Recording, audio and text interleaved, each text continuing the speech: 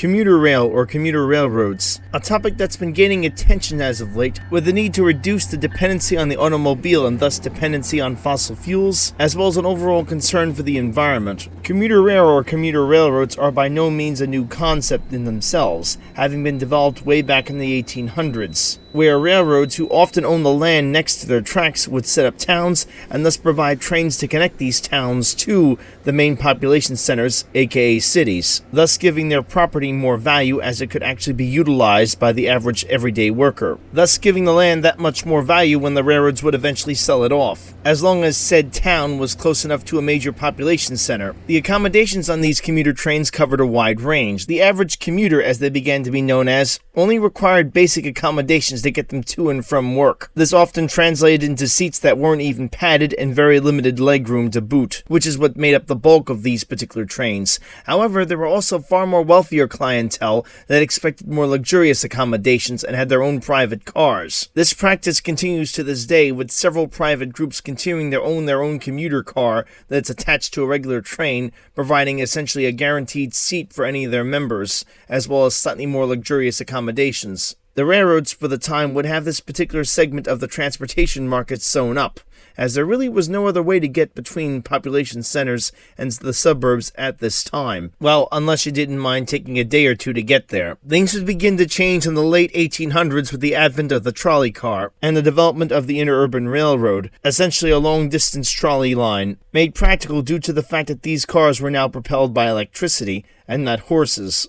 The trolley cars would prove much more practical in cities, as they did not produce the terrible steam and smoke bulges steam engines which propelled all trains at that time were known for. Nor were they subject to the unsightly side effects that horse-drawn omnibuses or the horse-drawn streetcars, with the terrible stench of horse manure, plus the need to clean it up, a chronic issue in urban centers. With the sudden, not to mention extreme popularity, at least for a time, of the electric streetcars in interurbans, it wasn't shocking to find that many railroads at the time began to take ownership of these lines, or construct trolley or interurban lines of their own, as these again would help drive traffic to their now online towns, further increasing their real estate value as they now had a direct link to urban centers. A good example was the Southern Pacific, who owned the Big Red cars, among other trolley and interurban lines. The trolley and interurban lines certainly did spur on a new trend for Americans to move out of the increasingly cramped, crowded, as well as polluted, crime-ridden cities, but most notably a paradigm shift that actually started to take place in the American lifestyle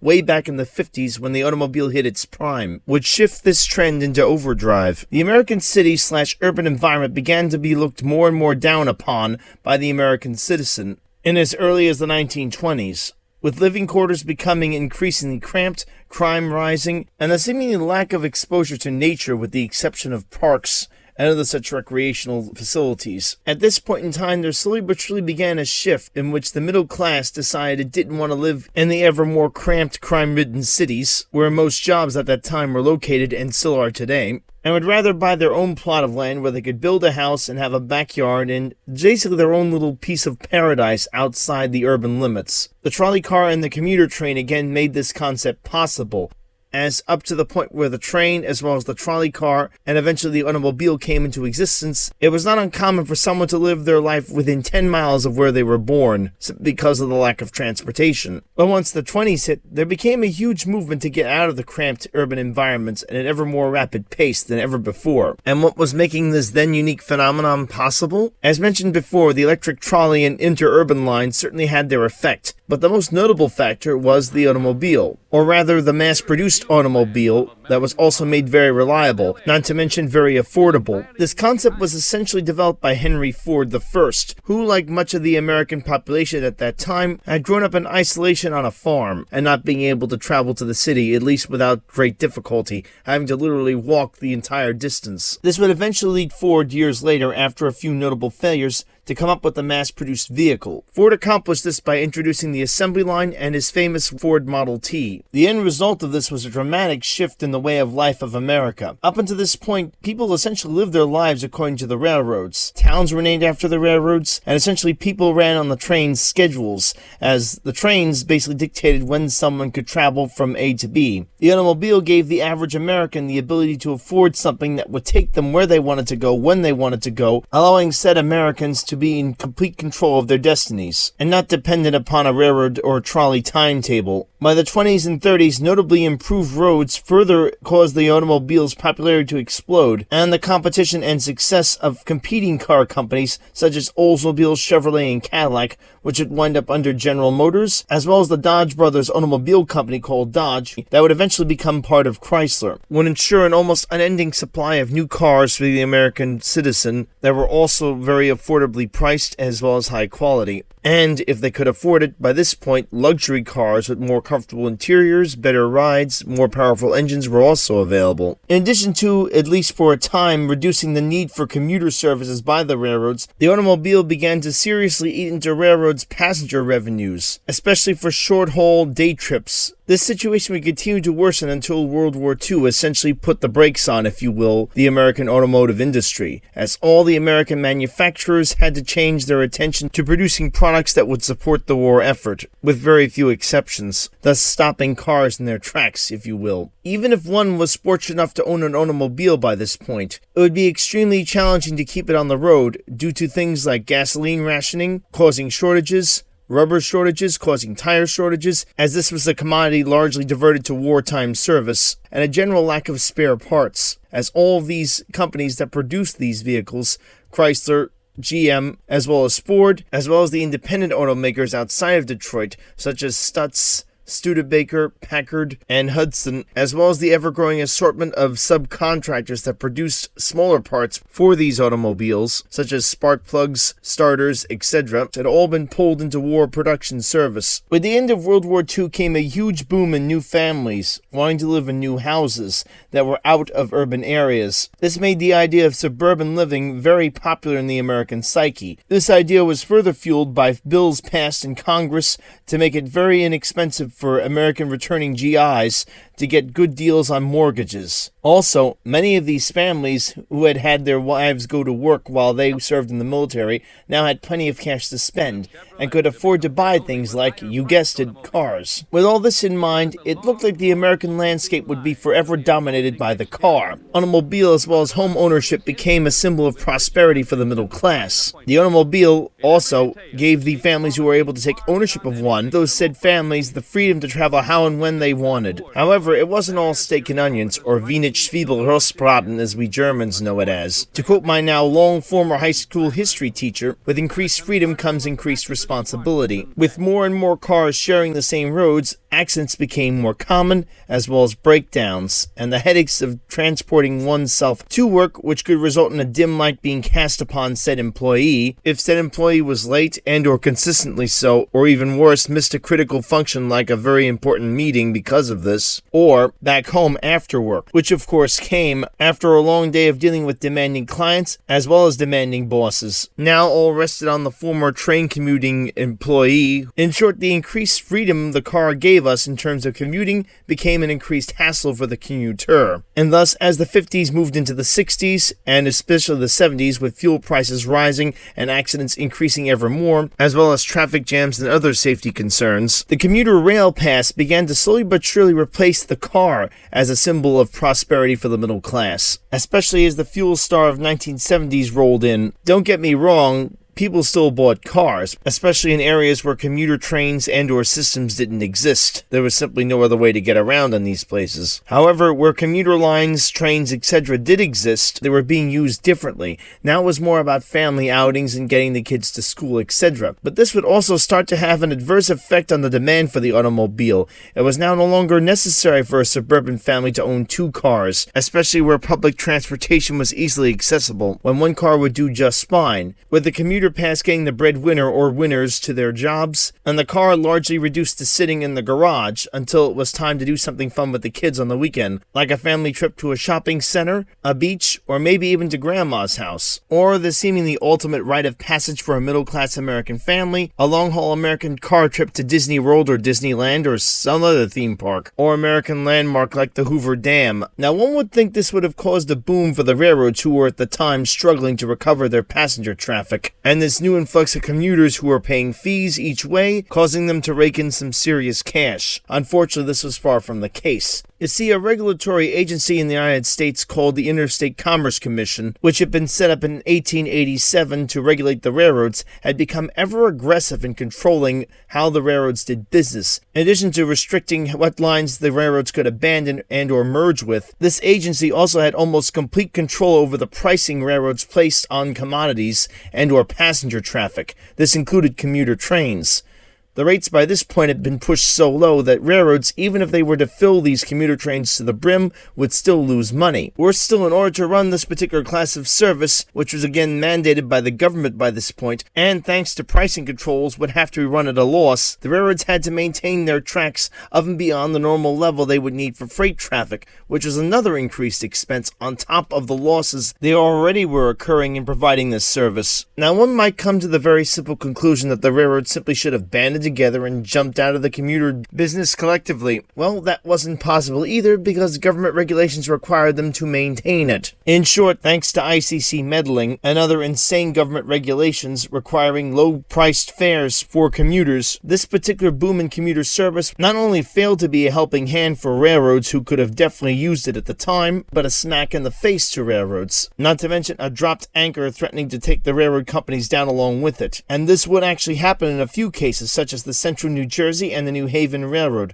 both of which were largely commuter lines at this point in time, and whose freight traffic had dropped off. The situation on the Central New Jersey Railroad was particularly outrageous, as the company, despite struggling financially to keep the lights on, had to deal with the aggressive state of New Jersey, who demanded higher taxes from the company for their rails as well as for their operations, and capital improvements, which they were of course required to do to keep their tracks up to standards to haul passengers. Now, I must address something that keeps coming up in my videos, and I'm sorry if I didn't make this clear. Like most businesses set up in the United States, all transportation companies in the United States, regardless of whether they're trucking companies, airlines, bus lines, or railroads, must pay taxes. But the railroads had an additional unfair burden placed upon them. They had to pay property taxes on the right-of-ways, that is to say the railway lines they owned, as well as pay taxes on and maintain the support structures such as signal towers, and as previously mentioned, capital improvement taxes in some cases if they chose to upgrade their rails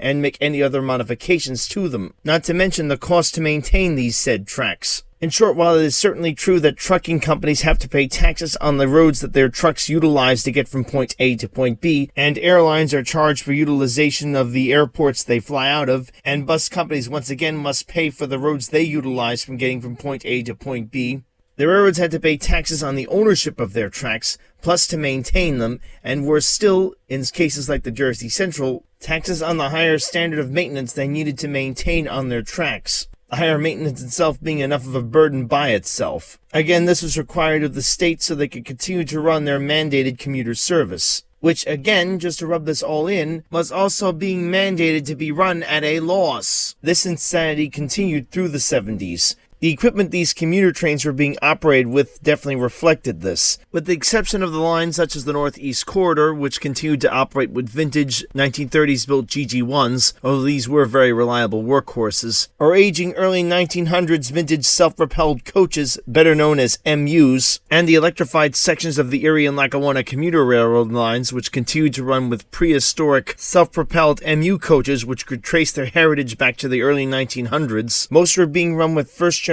diesel locomotives, usually an RS3, possibly an RS11, or a GP7 or 9. Equipped with a steam generator, these locomotives usually pulled prehistoric early 1900s heritage coaches, which lacked air conditioning and most modern conveniences. One can almost make the claim that essentially the service never actually changed because the same equipment had been in service since the time that the railroads had started commuter trains, for the most part. The reasoning for this by the railroads was really quite simple. Since this arm of this particular business was being run at a huge loss, they wanted to keep that loss as low as possible, and so investing in new equipment was pretty much strictly prohibited with very few exceptions. Also, the fact of the matter was they didn't want to attract more business to commuter lines since they lost money on them regardless of how many people rode on the trains. In fact, the railroads would be in better shape if fewer people rode the trains. At minimal, they could then reduce the amount of trains running on a certain line, although even this action would be subject to ICC approval. Needless to say, the poor condition of the East Coast railroads had an effect on their ability to provide transportation for their passengers.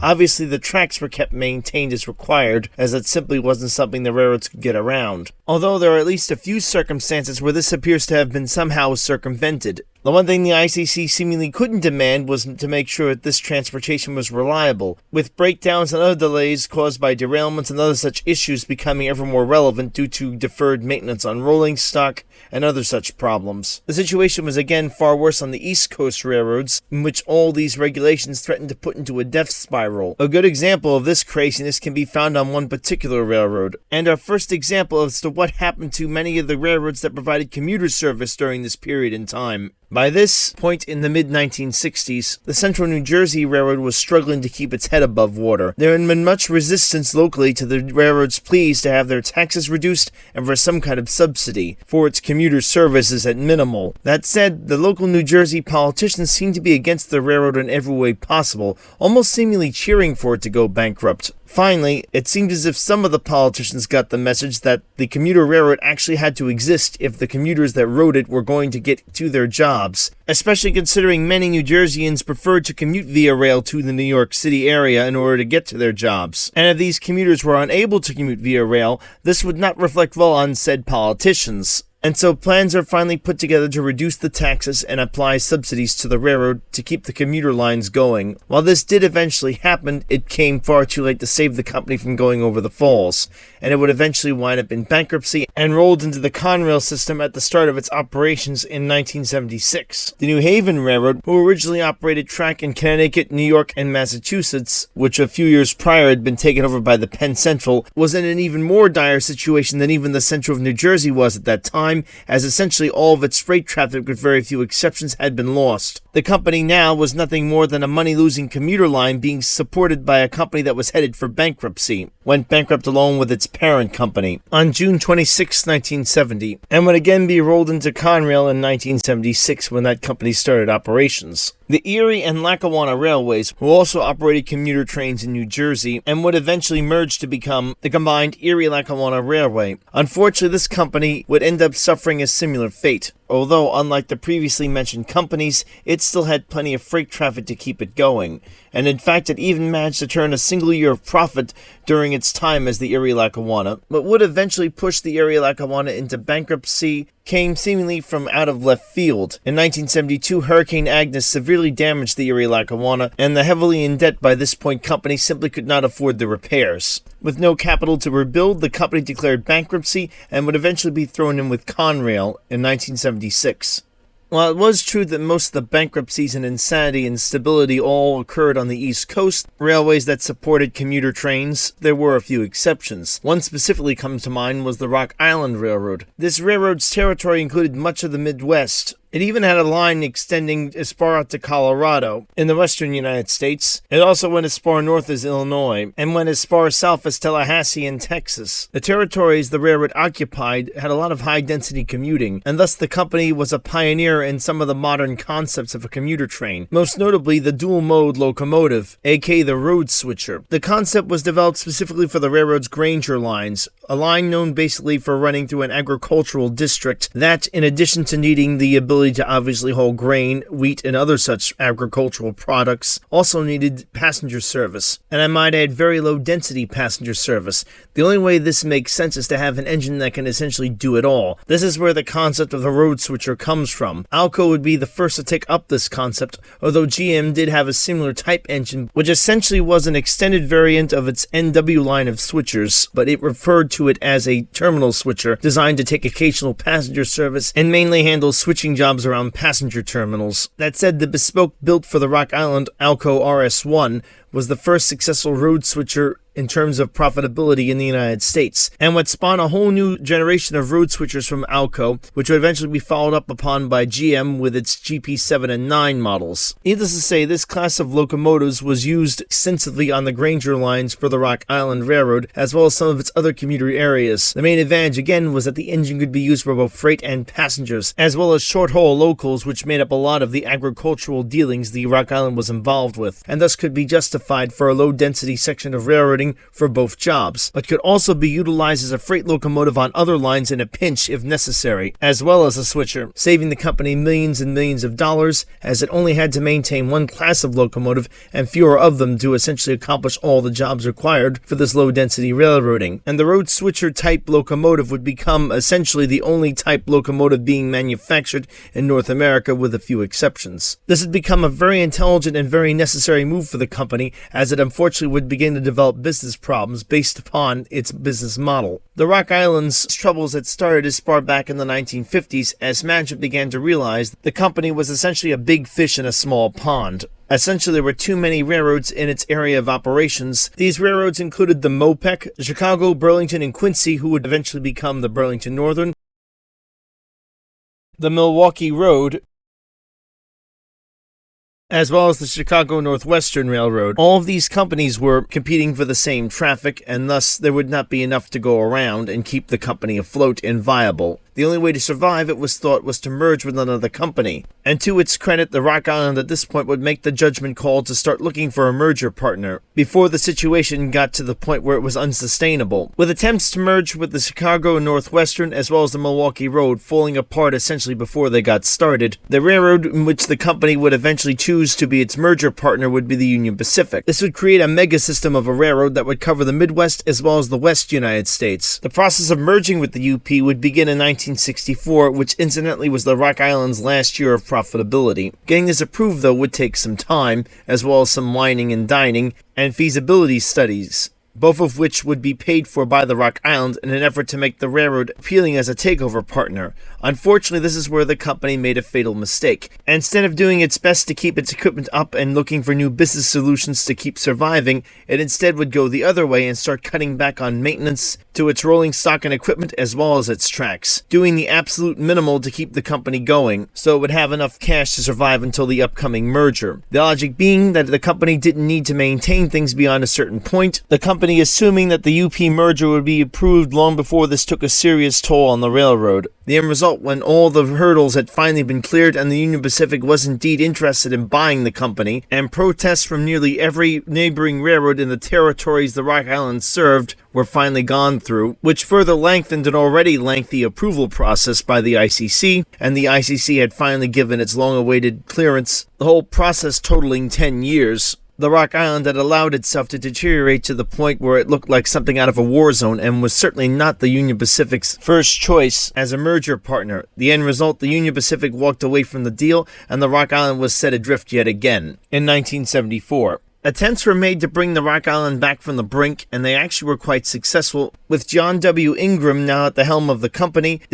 acquired several loans to rebuild itself, pulling tracks literally out of the ground that had been allowed to deteriorate into nothing, and new as well as rebuilt locomotives were acquired and painted into a sky blue paint scheme to give the company a whole new look. The company had even entered into successful talks to sell its Golden State route to the Southern Pacific to further increase available revenue. This highly ambitious and seemingly highly unlikely plan seemed to be well on its way to success, nearly getting the company back to profitability range by the late 1970s, despite the economy being hit very badly that year by an energy crisis. Unfortunately, several things were against the railroad, including the vast majority of the company's investors, who were getting tired of waiting for the company to finally turn a profit for the first time again since 1964. It was now 1980. And essentially all of the local area railroads, who by banding together managed to stop loans that were to be approved to help the company restructure, as the Rock Island Railroad would only serve to be a huge detriment to these companies. There was also the fact that the company had failed to join Amtrak in 1971. This is again due to the Rock Island's strict policy of spending as little money as possible at this point to help it survive the period it continued to take on debt until it was finally taken over by the Union Pacific. The Rock Island was therefore not released from these responsibilities and had to continue to run its own passenger trains in addition to its commuter trains. both of which, much like most of the commuter trains and passenger trains in the United States at that time,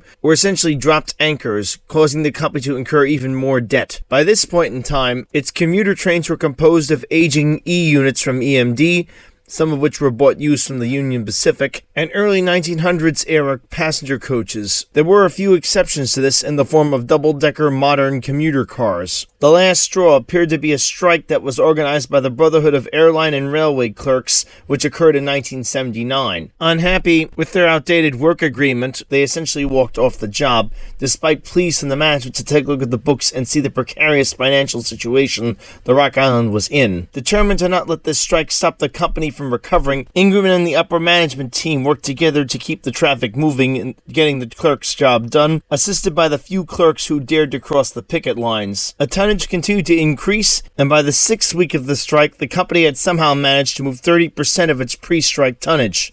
This number would eventually increase to 80%. Despite this, however, the ICC came to the conclusion that the Rock Island Railroad would not be able to survive the strike, or move 1979's grain harvest, and issued an emergency order for the Kansas City Terminal Railroad to take over the Rock Island's operations so that the grain shipments would be made, even though it had successfully moved some grain out of Iowa the previous week before the order had been issued. Then, on January 24th, 1980, the judge appointed to oversee the reorganization of the Rock Island, Judge McGarr, refused to even so much as look at the company's final reorganization plan and ordered the liquidation of the railroad to start immediately. This was despite the fact that the railroad had a projected profit of that year of at least $5 million. The company was not sold as one unit but largely dissected, with several different parts going to different companies and some parts being abandoned. As for the commuter runs, they were taken over by Metra, who had already previously begun assuming the responsibility for much of the commuter service provided by the Rock Island. And so we now arrive at the late 70s and early 80s. Deregulation of this period brought great stability for the railroads and commuter lines alike. In most cases, government-run and or funded companies taking over the responsibilities of commuter lines. The next and obvious question you're probably asking, and I will answer, is where are they now? Let us begin with the East Coast commuter lines, with the bankruptcies of the Erie-Lackawanna, Penn Central, which also owned the New Haven Railroad, and of course the Central New Jersey. As mentioned before, all of these railroads, to avoid complete collapse of the Northeast Railway system in the United States, would eventually be absorbed by a publicly funded private company called Conrail, short for the Consolidated Railway Corporation. All of this by chance took place on April Fool's Day, 1976. Conrail, in addition to providing freight service, would also take over the commuter lines in these territories, but these would eventually be flogged off to third-party companies, such as the Metro North, which took over most of the New York Central commuter lines, as well as the Pennsylvania Railroad's commuter lines, the Connecticut Department of Transportation, who would eventually assume control over all of the commuter lines running through Connecticut, some of these lines connecting with Massachusetts as well as New York. And of course there were the commuter lines running from the Jersey Central as well as the Erie and Lackawanna Railroads, which again became the Erie-Lackawanna. These lines were largely taken over by New Jersey Transit, to name just a few railroad lines.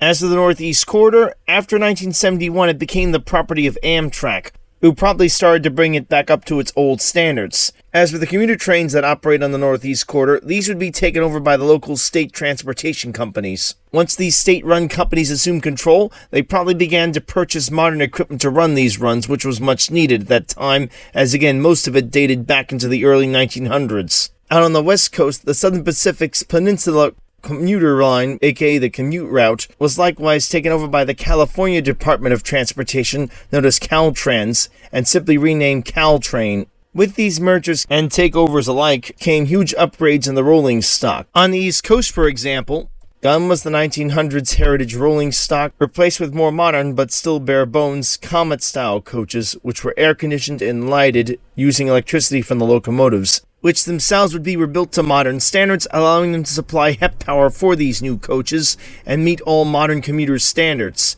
These locomotives would in turn eventually be completely replaced by rebuilt locomotives or completely new locomotives altogether, and the complete elimination, of course, of all the old steam heating systems. This is again for the most part on the East Coast. On the West Coast, where there was more room, double-deck gallery cars were quickly being upgraded and or replacing any of the original 1900s-style rolling stock, allowing for greater capacity in a smaller footprint. And again, modern locomotives were purchased to haul this stock just as in the East Coast. Now, one might think this is the absolute end of this story, but it doesn't actually end here. With the newfound interest in commuter railroads in general, new operations began to spring up.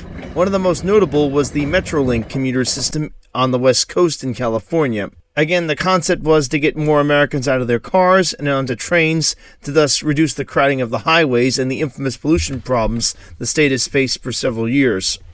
Another company in that general area that started up providing commuter rail service called Coaster, or the Coast Rail Express, which shares its tracks with Amtrak's Pacific Surf Line for its commuter services. Speaking of the Pacific Surf Line, this line has received many upgrades. The old single-level Amfleet coaches have given way to double-decker Pacific Surf Line cars specifically designed for this route, similar to the Superliner designs. The locomotives have also been upgraded several times over for emissions as well as efficiency.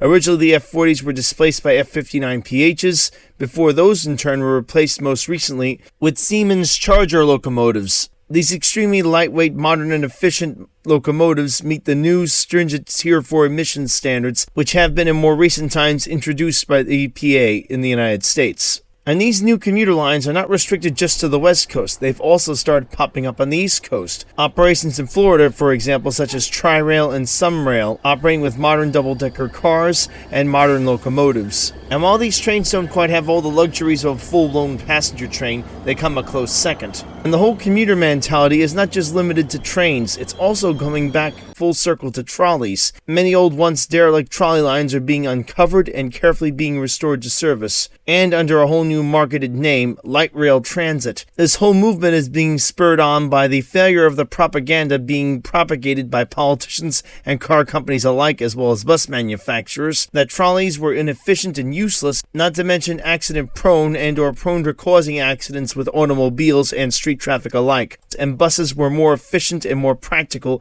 as they would reduce the chance of having an accident with a trolley car. Of course, this has since been debunked with the fact that many buses wind up in accidents as well, and traffic jams have become even more of an issue than they were when the trolleys ran the streets. Not to mention the increased air pollution caused by the diesel-powered buses. Bottom line, while one might think the commuter line is dead, it's far from it. In fact, it's getting given a second life. And slowly but surely, the country seems to be coming full circle into where commuter lines are beginning to exist on their own, but also in another way too, a sort of coexistence with the automobile, allowing said commuter to drive to a commuter station close to home, get on the commuter train, commute into work, and then turn around and do the same thing on the way back, avoiding most of the traffic, but at the same time gaining a little bit more personal mobility and being able to get right to their house instead of having to catch a bus or walk. Bottom line, the reports of the commuter railway's death have been greatly exaggerated. In fact, they are a very strong and ever-growing force in terms of mobility in the United States, and slowly but surely seem to be overtaking the car again as the transportation trendsetter, with more and more millennials choosing to travel via rail and public transportation than automobiles. With this trend slowly but surely beginning to hit older generations of Americans who are beginning to look once again very closely at public transportation as a way of getting around, at least for short trips. And that's going to do it for this video. If you liked it, give it a thumbs up. If not, thumbs down. Please subscribe as it will help me greatly, and comment. And as always, keep the metal side down.